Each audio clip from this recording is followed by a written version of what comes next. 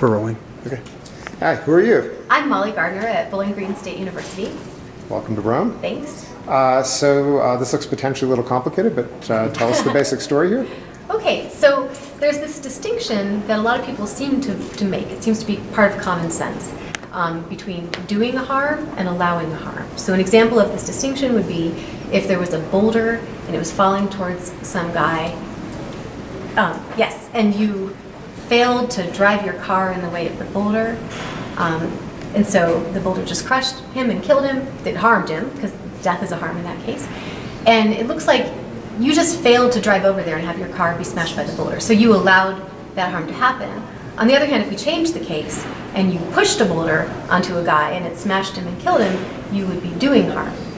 So the distinction between killing and letting die is supposed to be, in cases where death is a harm, an instance of the doing-allowing distinction. Okay, I'm with you so far. Okay, and so then a lot of people think not only is there this distinction between doings and allowings of harm, but also it has moral relevance. So this comes up in a lot of, the one example of where it comes up is in the euthanasia debate. Okay. So some people think that death is a harm in that kind of case. I mean, there's disagreement over that, but even if death is a harm, then they'll say, well, that's why you can't euthanize somebody who has a terminal illness, because then you're doing a harm, and that's bad, and so it's better just to allow the harm to occur. Okay, so active euthanasia has a wrong-making feature that passive euthanasia doesn't have on this account. Yeah, that's right. That's okay. right. So that's the relevance of the distinction. Okay, all right. And what I'm doing in this paper is I'm just trying to figure out what this distinction is. So I'm not yet defending the claim that it's relevant or that it's not morally relevant or whatever. Okay. I'm just doing a little bit of metaphysics here and just trying to figure out what explains all these different judgments people make about whether you're doing harm or allowing, or whether you're killing or letting die. Okay, gotcha. All right. Okay. So what's the view? Okay, so what I think is, where I started was with this intuition that the distinction has something to do with causation. Okay. That just seems to be common sense, that when you Yeah. do harm, you're causing it. When you allow harm, you're not causing it. But in the literature on doing and allowing, people have kind of roundly, they thought of that and then they rejected it. They're like, no, it can't just be causation. That can't be the thing. Okay. Here's why. There seem to be cases where you can cause something but allow it to happen. So if I hire somebody to water my plants for me and they don't water the plants while I'm away on vacation, they caused the plants to die, but they allowed them to die. Okay. And then there might also be cases, the opposite case, where you can cause somebody to die, but you don't kill them. So an example of that would be Jones hires a hitman to kill Smith, and he causes Smith's death, but he doesn't kill him. Okay. So these are cases that have led people to think that you can't get at the doing allowing distinction just by appealing to the causation account. Okay. Non-causation. Right, and so all these philosophers have just come up with other distinctions. So there's a whole wealth of literature on the doing allowing distinction. Mm-hmm. I've got a few up here. So we've got a counterfactual account, Philip Foot's account, all these different accounts. But what I'm doing in this paper is I think that it was wrong to go in this direction and try to come up with a brand new account from scratch. I think people abandoned the causal idea a little bit too early. Okay. All right. So in the paper, I'm going to kind of go through and give you counterexamples to these accounts and try to reject the accounts. Mm-hmm. But I think that there's a common mistake that they all made, which is that they gave up too soon. All right. So we have to go back to causation in order to explain this distinction between doing and allowing harm. And when we go back, we're going to have to actually commit to a substantive account of causation. And that's what these people didn't do. They tried to be neutral, because there's a lot of debate in the metaphysics literature about what the correct account of causation is. There's lots of different views. And so they didn't want to get into that debate, because there's there's heaps of controversy and counterexamples to the different accounts of causation. But I think we have to do it. Okay. So that's what I do in this paper. I commit to an account. Okay. I actually think this is the right account. Okay. So it's not my account. It's Alex Broadbent's account of causation. I think it's right. Okay. And you've got it up here, but we don't have to go through it for today. I'll take your word for it. Go ahead. You tell me what we have to do. Yeah, there's just some important implications of this account that are special. This account is able to distinguish between causes and mere conditions in a way that many other accounts can't do. Many of the other popular accounts of causation. Can you give an example? So here's an example. Suppose a cow kicks over a lantern in a barn. Okay. And the lantern starts a fire and the barn burns up. Okay. Intuitively, the kicking over of the lantern was the cause of the fire. And the oxygen that was present in the barn was not a cause of the fire.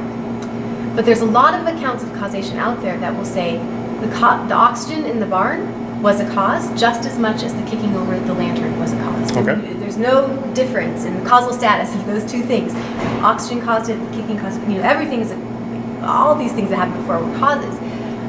And on Broadbent's account, though, that's not true. So on his account, the kicking over of the lantern will be a cause and the oxygen won't be a cause. Unless it's a different case where the barn was actually a laboratory where we don't have oxygen because it's like it's a explosion laboratory. Okay. And then there's a leak in the air vent and then oxygen gets in.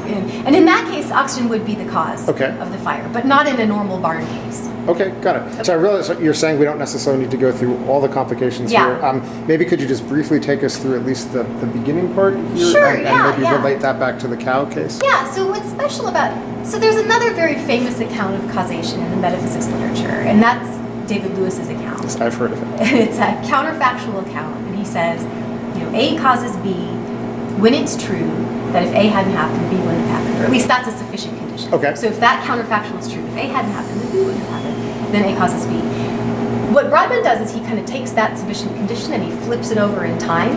Okay. And so he says, A causes B, or a cause causes its effect, when it's true that if the effect hadn't happened, the cause wouldn't have happened. Okay. So you just reverse the counterfactual. And that's there's a little bit more to it. Yeah, no, that's fine. That's all we need for our purposes. Okay, good. All right, so what I think is, again, I think that's right. And then to get the correct count of doing and allowing, you just have to throw in a few more things. But my hope is, this isn't very complicated. So what I'm really doing is, I still think this is a causal account. So it's really just this that's doing most of the work. Okay. Doing the distinction, and then I have all this other stuff on here. So here's how the account goes. Here's what I throw on top of Broadbent's account. The first two claims are the most important. An agent does a harm only if at least one of her actions causes the harm. So she has to perform an action, and the action actually has to be the cause of the harm. A cause in the Broadbent sense. In the Broadbent sense. Gotcha. Okay. Yep, not in the Lewisian sense. Okay. All right. And then number two, an agent allows a harm only if none of her actions cause the harm. Straightforward. And then there's these other things that, the reason I added these three in conditions 3 and 4 is that in this literature, there's all these crazy cases that come up. And so I need to say something about those cases, but I think we can still basically reduce those cases to cases of doing and allowing. It's just that some cases of doing are doing by allowing. And that's what explains some weird intuitions people have about the weird cases.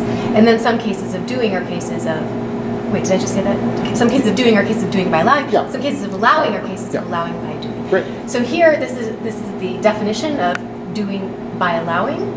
You have to have an action that causes the harm, and then you have to have a subsequent failure to thwart the harm. Okay, so this is like the poison tea case? Yeah, the poison tea case. So you at time T, you put a bunch of poison in a teapot, and then 5 people are going to sit down and they're going to drink the tea at time T too. So let's say you put the poison in at 11 a.m. and they're going to drink the tea at noon, and at 11:40 you have the chance to go up to the people and say, oh, I poisoned the teapot, don't drink the tea.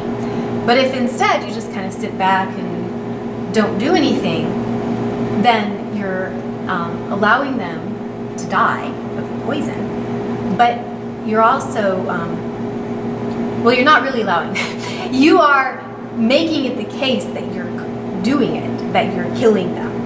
So that's your early action of putting the poison in the tea. Gotcha. So by allowing them to drink the tea, you're killing them. Got it. You're doing the harm. Okay, and so the basic idea is some people might have thought that kind of case would be a counterexample to a purely causal-based version of the distinction, and you're saying you can account for it by condition 3. Yes, Great. yes. So let me then ask, how did the discussion go during the poster session? Were there particular questions, examples that came up that you were particularly interested in, challenged by, puzzled by? Yeah, I think people had some trouble understanding what this is. Okay. I think I might have been more persuasive if I left this out. I think in the paper, I'm going to have to say more about what you just said. Oh, this helps fix some counterexamples to the causal view. Okay. And I have to show that in a more concrete way. Okay, but that's definitely the motivation for the third thing. Yeah. Also, I just think it's neat. I just think it's neat that you can do by allowing. Yeah. No, I definitely. But hopefully, I think that will also respond to some counterexamples Mm-hmm. have.